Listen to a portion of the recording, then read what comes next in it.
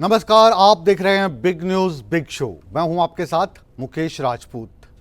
Big news big show में आज भी उन तमाम बड़ी खबरों का हम विश्लेषण करेंगे जिनका सरोकार आपसे है, जिनका सरोकार हमसे है।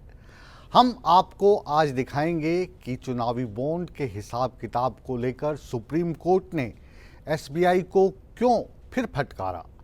हम आपको ये भी बताएंगे कि सुप्रीम कोर्ट ने ही हिमाचल में जो अयोग्य विधायक थे उनको कैसे बड़ा झटका दे दिया। लोकसभा चुनावों के लिए कांग्रेस और भारतीय जनता पार्टी क्या रणनीति बना रही है, इस पर भी नज़र डालेंगे। और साथ ही साथ हम आपको ये दिखाएंगे कि बर्फबारी ने एक बार फिर कैसे जम्मू कश्मीर के लोगों की मुश्किलात बढ़ा दी है। लेकिन सबसे पहले आइए बात करते हैं बिग बॉस ओटीटी के विनर एल्विश यादव की और उनके कर्म कांडों की। कहते हैं कई बार नेम और फेम ज़्यादा मिल जाए तो वो भी बर्बादी का सबब हो सकता है, क्योंकि शोहरत को संभाल पाना भी बहुत बड़ी बात होती है। शोहरत का नशा अगर सर पर चढ़कर बोले तो इंसान कितने ही गलत काम करता है जिनके कारण उसको उनके अंजाम भोगने पड़ते हैं। बिग बॉस ओटीटी के विनर एल्विश यादव के साथ भी कुछ ऐसा ही हुआ। जैसे ही विनर घोषित किया गया उसके बाद वो हाई प्रोफाइल हो गया और हाई प्रोफाइल रेप पार्टी के मामले में नोएडा पुलिस ने उसको गिरफ्तार भी कर लिया। एल्विश यादव पर आरोप है कि उसने सांपों और सांप से जो जुड़े जहर हैं उनकी सप्लाई में भूमिका निभाई है। एनडीपीएस एक्ट के तहत इसके ऊपर मामला दर्ज किया गया है। और खबर ये भी है सूत्रों के मुताबिक कि एल्विश यादव ने जो सांपों के जहर की सप्लाई की बात है वो भी कबूल कर ली है। बहरहाल इस केस के बाद एल्विश यादव के जो फॉलोअर्स होते थे, जो उसको आइडल मानते थे, उनमें काफ़ी कमी आएगी और साथ ही साथ कई ऐसे राज हैं जिनसे पर्दा उठेगा। क्या है पूरा माजरा और क्या क्या घटनाक्रम रहा कल एल्विश यादव की गिरफ्तारी से लेकर रविवार को क्या हुआ, सोमवार को क्या हुआ और आगे कौन कौन सी चीज़ें ऐसी हैं जिन्हें लेकर एल्विश यादव की मुश्किलात बढ़ सकती हैं।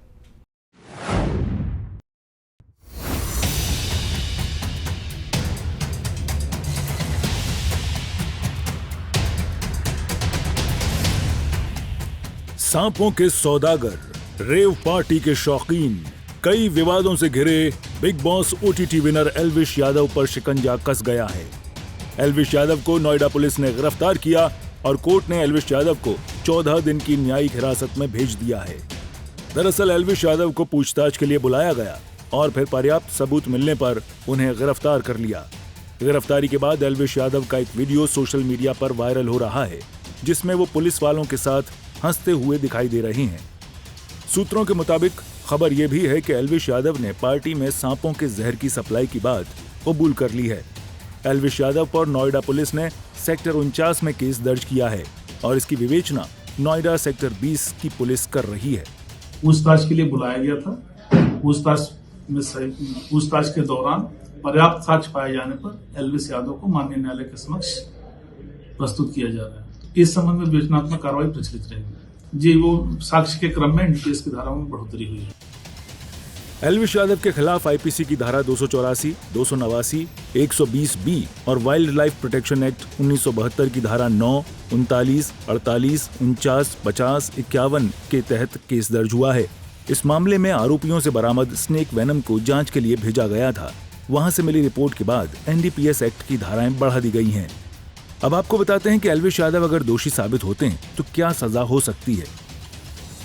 NDPS act narcotic drugs and psychotropic substance act में 10 से 20 साल तक जेल और 1 से 2 लाख रुपए तक का जुर्माना हो सकता है। वाइल्ड लाइफ प्रोटेक्शन एक्ट में 3 से 7 साल तक की जेल हो सकती है। आईपीसी की धारा 284, भारतीय दंड संहिता की धारा 284 के तहत 6 महीने तक जेल और 1000 रुपए तक जुर्माना हो सकता है। आईपीसी की धारा 289, भारतीय दंड संहिता की धारा 289 पालतू जानवरों से संबंधित है। इसमें 6 महीने तक जेल और 1000 रुपए तक के जुर्माने का प्रावधान है। भारतीय दंड संहिता की धारा 120B किसी भी अपराध को अंजाम देने के लिए मिलकर साजिश रचने के लिए लगाई जाती है। इसमें उम्र कैद या 2 साल या उससे अधिक समय के लिए कठोर कारावास की सजा हो सकती है। आपको बता दें कि 2 नवंबर 2023 को नोएडा के सेक्टर 51 के सेवरॉन बैंक्वे हॉल से 5 लोगों को गिरफ्तार किया गया था। इसमें राहुल, टीटूनाथ, जयकरण, नारायण और रविनाथ शामिल थे। इनके पास से 20 मिलीलीटर सांप का जहर बरामद हुआ था। इसके साथ 9 सांप भी बरामद हुए थे, जिनमें 5 कोबरा, 1 अजगर, 2 दो-मुंहे सांप और 1 रेड स्नेक था। आरोपियों ने बताया था कि सांपों के जहर का इस्तेमाल रेव पार्टी में किया जाता है। ये भी खुलासा हुआ था कि एल्विश यादव की पार्टियों में सांपों के जहर से बने ड्रग्स का इस्तेमाल होता है। सूर्य समाचार के लिए ब्यूरो रिपोर्ट। सुप्रीम कोर्ट ने इलेक्टरल बॉन्ड के मामले में आज एक बार फिर से स्टेट बैंक ऑफ इंडिया को फटकार लगाई है। सुप्रीम कोर्ट ने एसबीआई से साफ साफ कह दिया है कि वो चुनावी बॉन्ड से संबंधित जितना भी डाटा है, जितनी भी जानकारियां उनके पास हैं, उसका खुलासा करें और ये सारी जानकारी 21 मार्च तक सुप्रीम कोर्ट के हवाले कर देनी पड़ेंगी और उसके बाद चुनाव आयुक्त जो हैं इनको अपनी वेबसाइट पे डालेंगे। यानी महज 3 दिन बचे हैं जब एसबीआई को ये साफ साफ बताना होगा कि ये जो चुनावी बॉन्ड थे ये किसने खरीदे, किसको दिए, किसने भुनाए, किसको कितना चंदा मिला, कौन सी राजनीतिक पार्टी ने किस कंपनी से डोनेशन ली और किस कंपनी ने किस राजनीतिक पार्टी को डोनेशन दी। ये सारा माजरा 3 दिन के अंदर अंदर सुप्रीम कोर्ट में जमा करवाना पड़ेगा और इसके बाद साफ होगा कि क्या कंपनियां किसी एक खास पार्टी को डोनेशन दे रही थी या ये वो हमाम है जिसमें सारी राजनीतिक पार्टियां या सारी कंपनियां नंगी दिखाई देंगी।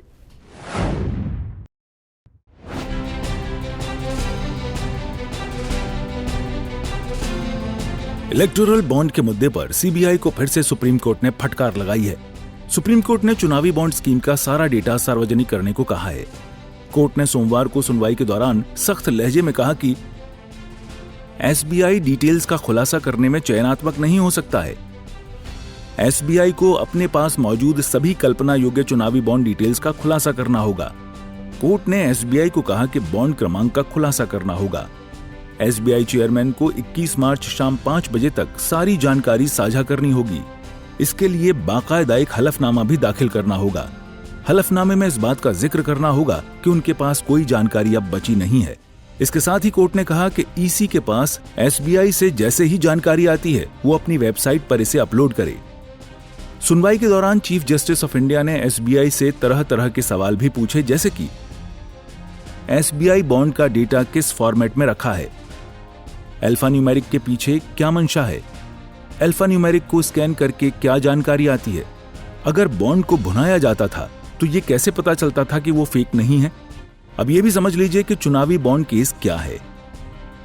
राजनीतिक दलों को फंडिंग के लिए 2017-18 में लाई गई चुनावी बॉन्ड योजना को सुप्रीम कोर्ट ने पिछले दिनों असंवैधानिक करार दिया था। अदालत ने एसबीआई से चुनावी बॉन्ड से जुड़ा सारा डेटा सार्वजनिक करने को कहा था। एसबीआई को बॉन्ड खरीदने वालों के साथ साथ उन्हें भुनाने वाली पार्टियों की जानकारी भी देनी थी। हालांकि एसबीआई ने बॉन्ड के यूनिक नंबर्स का खुलासा नहीं किया था। यूनिक नंबर्स के जरिए यह मिलान हो पाएगा कि किस चुनावी बॉन्ड को किस राजनीतिक पार्टी ने भुनाया। अब सुप्रीम कोर्ट ने सोमवार को एसबीआई से उन्हीं यूनिक नंबर्स की जानकारी देने को कहा है। चुनाव आयोग की वेबसाइट पर डाली गई लिस्ट में वे सारे नाम हैं जिन्होंने राजनीतिक पार्टियों को चंदा देने के लिए इलेक्टोरल बॉन्ड खरीदे थे। चलिए आपको चंदा देने वाली टॉप 10 कंपनियों से रूबरू करवाते हैं। फ्यूचर गेमिंग और होटल सर्विसेज पीआर ने 1368 करोड़ का चंदा दिया।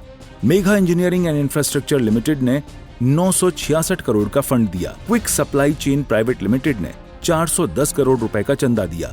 वेदांता लिमिटेड ने 400 करोड़, हल्दिया एनर्जी लिमिटेड ने 377 करोड़, भारती ग्रुप ने 247 crore, SL mining and industries limited ने 224 crore, western UP power transmission company limited ने 220 crore, Keventer food park infra limited ने 194 करोड़, तो वहीं मदनलाल लिमिटेड ने 185 करोड़ का चंदा दिया। काबिले गौर है कि राजनीतिक फंडिंग में पारदर्शिता बढ़ाने के उद्देश्य से राजनीतिक दलों को दिए जाने वाले नकद चंदे के विकल्प के रूप में चुनावी बॉन्ड पेश किए गए थे। चुनावी बॉन्ड की पहली बिक्री मार्च 2018 में हुई थी। अब इंतजार है तो बस 3 दिन का। उसके बाद ये साफ होने की उम्मीद है कि किस कंपनी या व्यक्ति ने किस राजनीतिक दल को इलेक्टोरल बॉन्ड के रूप में कितना चंदा दिया है। सूर्या समाचार के लिए ब्यूरो रिपोर्ट। और अब बिग न्यूज बिग शो में बात करते हैं हिमाचल प्रदेश का जो सियासी संकट है वो सुप्रीम कोर्ट के फैसले पर आकर टिका हुआ था। आज सुप्रीम कोर्ट में केस लगा और सुप्रीम कोर्ट ने कहा कि जो विधायक अयोग्य घोषित किए हैं हिमाचल प्रदेश विधानसभा के स्पीकर ने, उनके फैसले को सुप्रीम कोर्ट नहीं बदल रहा है। लेकिन सुप्रीम कोर्ट जो हिमाचल प्रदेश विधानसभा के स्पीकर हैं उनको एक नोटिस जारी कर रहा है और उनसे पूछेगा कि ये जो उन्होंने किया है इसके मायने क्या हैं और ये किस लिए किया गया। तो कोई झटका आप कहें कि सुप्रीम कोर्ट ने हिमाचल प्रदेश की विधानसभा को दिया है, ऐसा नहीं है, और कोई राहत उन बागी कांग्रेस के विधायकों को मिली है, तो ऐसा भी नहीं है।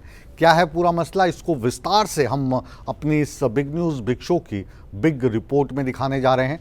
और चुनाव आयोग ने ये भी पूछा है कि जो 6 मई को उनको एक जवाब दाखिल करना होगा, क्योंकि चुनाव आयोग ने जो आने वाले चुनाव हैं हिमाचल प्रदेश में भी लोकसभा के चुनाव होंगे, उसी के साथ में उसी तारीख को इन 6 सीटों को भी रिक्त समझकर यहाँ पर चुनाव की घोषणा कर चुके हैं। तो इस मसले पर भी चुनाव आयोग से सुप्रीम कोर्ट ने जवाब मांगा है कि क्या इन तारीखों को आगे के लिए टाला जा सकता है, पोस्टपोन किया जा सकता है।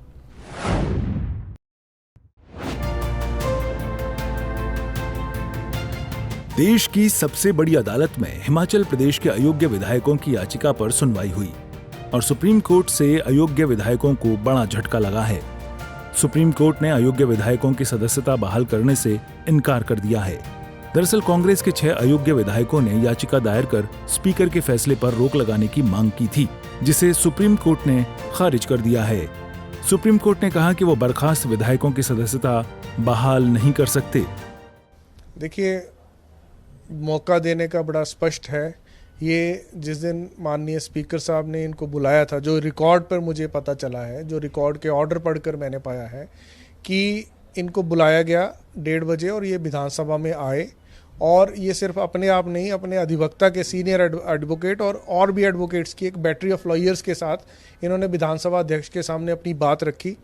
उन्होंने उनसे समय मांगा तो उन्होंने कहा गया कि 2 ही मुद्दे हैं। एक तो आपका कंडक्ट कि आपने वोटिंग तो भाजपा के फेवर में कर दी, वो स्पष्ट है, लेकिन अब आप भाजपा विधायकों के साथ ही बैठ उठ रहे हैं, उन्हीं के मकड़ जाल में आप जकड़े हुए हैं, और उसके साथ साथ आप विधानसभा में भी नहीं आ रहे हैं, कट मोशन लगे हैं, कट मोशन पे आप वोट नहीं दे रहे हैं। तो इन सब बातों से जो विधायकों का कंडक्ट था, माननीय स्पीकर साहब ने कहा कि आप, ये तो मेरे सामने की घटनाएं, ये रिकॉर्ड की घटनाएं हैं, तो आप बताएं कि झूठ क्या है इसमें। तो उतना सा स्पष्टीकरण देने के लिए उनको शाम को 4 बजे बुलाया गया। 1 बजे के बाद उनको शाम को 1:30 बजे के बाद 4 बजे बुलाया गया। वो 4 बजे फिर आए और 4 बजे से लेकर 8 बजे तक जो मुझे बताया गया, स्पीकर महोदय के चैम्बर में कार्रवाई चली और वकीलों द्वारा वहाँ पर आर्ग्यूमेंट्स किए गए, और जो भी दलीलें दी गई उसके पश्चात स्पीकर साहब ने दोनों दलीलों पर और अधिक समय मांग रहे थे, क्योंकि उनका मकसद था हमें और समय दिया जाए ताकि हम कुछ और अपने साथ जोड़ लें और चुनी हुई सरकार को, जो हिमाचल की जनता की आवाज़ है, उसको दबा दिया जाए और चुनी हुई सरकार को किसी तरह गिरा दिया जाए। तो वो जो मंशा थी, उस मंशा को रोकने के लिए माननीय स्पीकर साहब ने उनसे 2-3 बातें पूछी। 4-6 घंटे तक आर्ग्यूमेंट्स चले। उसके पश्चात अगर वो कहें कि उन्हें समय नहीं दिया गया, तो आप भी ये जानते, आप भी मेरी इन बातों से स्पष्ट हो सकते हैं। उस ऑर्डर से भी ये स्पष्ट हो रहा है कि उनको पूरा समय दिया गया, और उसके पश्चात हिमाचल की जनता को भी पता है कि उन लोगों ने क्या किया है। सुप्रीम कोर्ट ने यह भी साफ साफ कहा कि इन विधायकों को न तो वोटिंग का अधिकार होगा और न ही इन्हें विधानसभा में जाने की इजाजत होगी। देखिए, अगली सुनवाई जैसे मैंने पहले कहा 6 मई को रखी गई है सुप्रीम कोर्ट द्वारा। विधानसभा सचिवालय, क्योंकि विधानसभा स्पीकर ने ऑर्डर पास किए, तो विधानसभा सचिवालय को ये आदेश जारी किए गए हैं। साथ साथ जो महत्वपूर्ण है, वो आज की डेट में जो आदेश करने का मुख्य मकसद माननीय उच्चतम न्यायालय का था, वो ये था कि वो इलेक्शन कमीशन ऑफ इंडिया से ये जानना चाह रहे हैं कि अगर ये कार्रवाई चलती है तो क्या जो 1 जून को चुनाव निर्धारित किए गए हैं उनको पोस्टपोन किया जा सकता है या नहीं किया जा सकता है। करना चाहिए या नहीं करना चाहिए। ये दो मुख्य मुद्दों पर 6 मई को मेरे अनुसार आगे की बातचीत होगी। सुप्रीम कोर्ट ने विधानसभा सचिवालय को नोटिस जारी कर पूरे मामले पर जवाब जरूर मांगा है। सुप्रीम कोर्ट ने चुनाव आयोग से भी पूछा है कि क्या उपचुनाव आगे कराए जा सकते हैं। इस पर चुनाव आयोग 6 मई को जवाब दाखिल करेगा। देखिए, मैं एक एडवोकेट और लीगल उसके हैसियत से आपको ये बताना चाह रहा हूँ, क्योंकि प्रदेश सरकार का इससे पार्टी नहीं है, कोई कंसर्न नहीं है। तो इसमें आज सुप्रीम कोर्ट ने बहुत स्पष्ट किया। जो हमारे 6 बागी विधायक थे, उन्होंने सुप्रीम कोर्ट में स्टे के लिए गुहार लगाई थी कि हमारी सदस्यता को बहाल किया जाए इसी स्टेज पर। न्यायालय ने बिल्कुल स्पष्ट कर दिया कि आपकी ना तो सदस्यता बहाल होगी, ना ही आपको किसी प्रकार का वोटिंग राइट होगा। इस पे तो आप बात करना ही छोड़ दीजिए। आगे की जो बात है कि क्या चुनाव होने चाहिए या नहीं होने चाहिए, क्या चुनाव जो 1 जून के लिए इलेक्शन कमीशन ऑफ इंडिया ने डिक्लेयर कर दिए हैं, क्या वो चुनाव होना चाहिए या नहीं होना चाहिए, फिर उस पर चर्चा आज न्यायालय में हुई। तो न्यायालय ने कहा कि ठीक है, इस बात पर हम सुन लेते हैं कि क्या ये चुनाव होना है 1 जून को।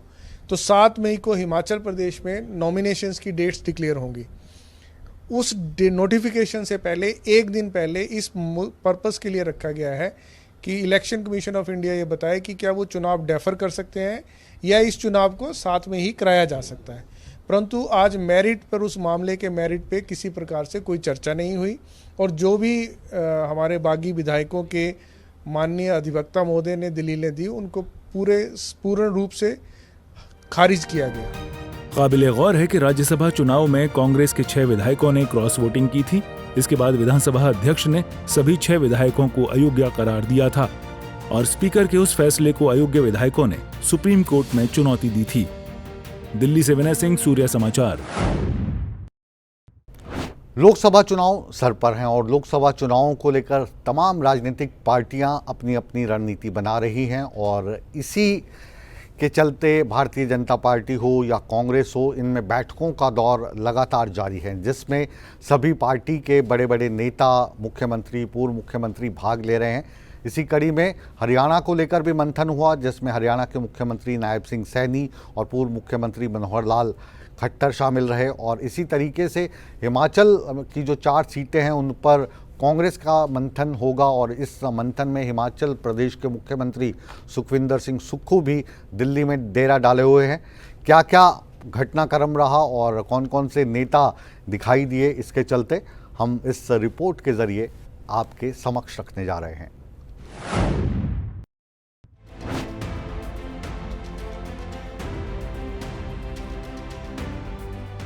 लोकसभा चुनाव को लेकर सभी दलों ने कमर कस ली है और सियासी बिसात पर अपने अपने मुफीद मोहरे फिट किए जा रहे हैं। इसी कड़ी में सोमवार को बीजेपी की बड़ी बैठक हुई।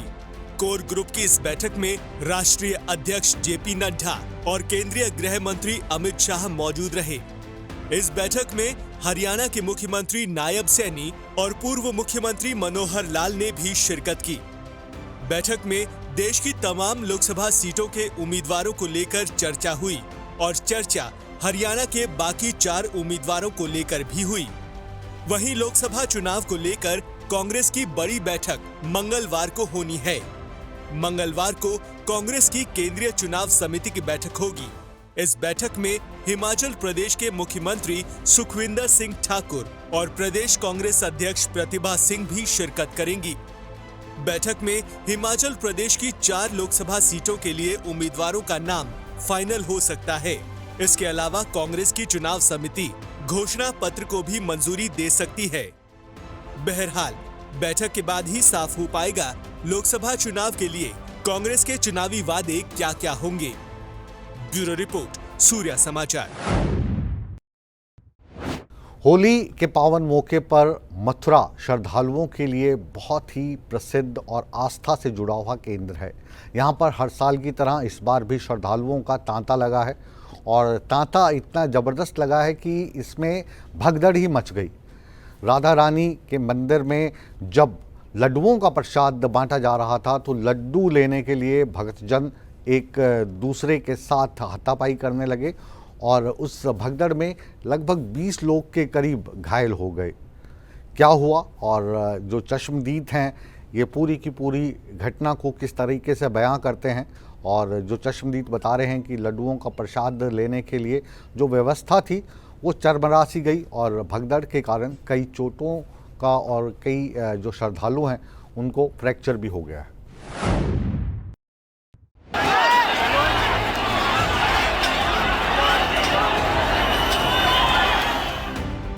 मथुरा के राधा रानी श्रीजी मंदिर में लड्डू होली के दौरान भगदड़ की ये तस्वीरें देखिए।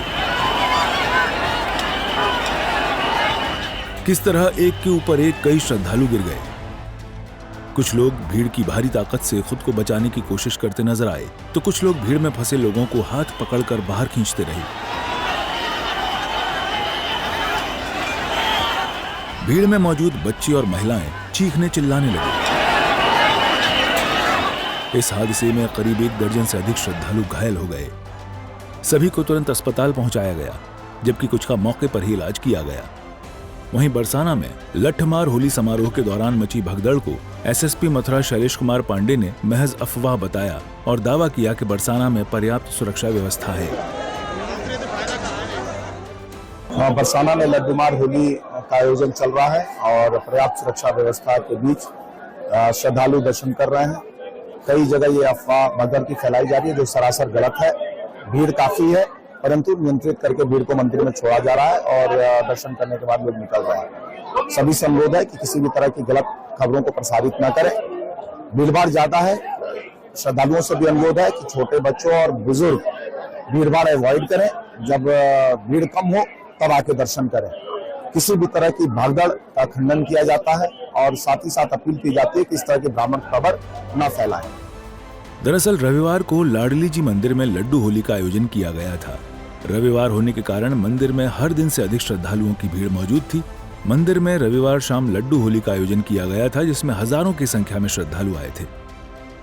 कई श्रद्धालु सीढ़ी पर खड़े होकर मंदिर के पट खुलने का इंतजार कर रहे थे।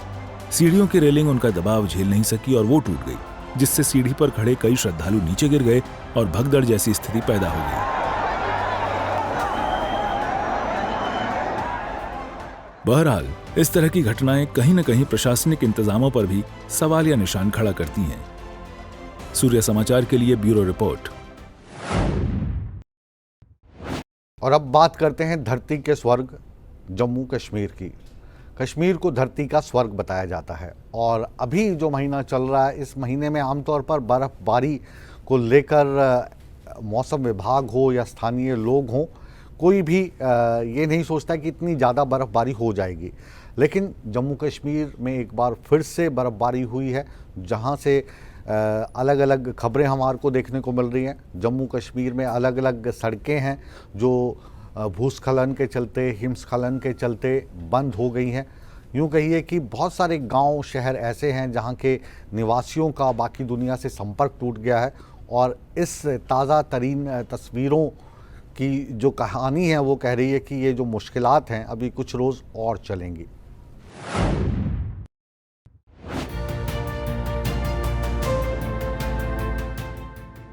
ये तस्वीरें देखिए। जम्मू कश्मीर में बर्फबारी अब मुसीबत का सबब बन चुकी है। यही वजह है कि सीमा सड़क संगठन को हिमस्खलन से प्रभावित क्षेत्र में व्यापक निकासी अभियान चलाना पड़ रहा है। ये तस्वीरें बांदीपुरा गुरेज मार्ग की हैं, जहां सड़कों से लगातार बर्फ हटाई जा रही है। इन तस्वीरों को देखकर आप अंदाजा लगा सकते हैं कि बर्फ को हटाने में कितनी मुश्किलों से दो चार होना पड़ रहा होगा। दरअसल जम्मू कश्मीर में बीते दिनों हुई बर्फबारी ने पर्यटकों की संख्या तो बढ़ाई, लेकिन लोगों को सफर करने में दिक्कतें आने लगीं। भारी बर्फबारी के कारण ज्यादातर मार्ग बर्फ से ढक गए। इस वजह से सड़कों पर वाहनों की आवाजाही भी बंद हो गई। हिमपात के बाद अब केंद्र शासित राज्य में हिमस्खलन से जुड़ी घटनाएं सामने आने लगी हैं। हिमस्खलन होने से सड़कें पूरी तरह से उसमें धंस गईं। इसमें आमजनों को भी घर से बाहर निकलने में दिक्कतें महसूस होने लगी। बर्फबारी ने जहां कारोबार बढ़ाया, वहीं आमजन का जीवन भी अस्त व्यस्त कर दिया। अब बीआरओ टीम बांदीपुरा गुरेज मार्ग पर बर्फ हटाने का काम कर रही है, ताकि वाहनों के लिए आवाजाही खोली जा सके। सूर्य समाचार के लिए श्रीनगर से मीर आफ्ताब की रिपोर्ट।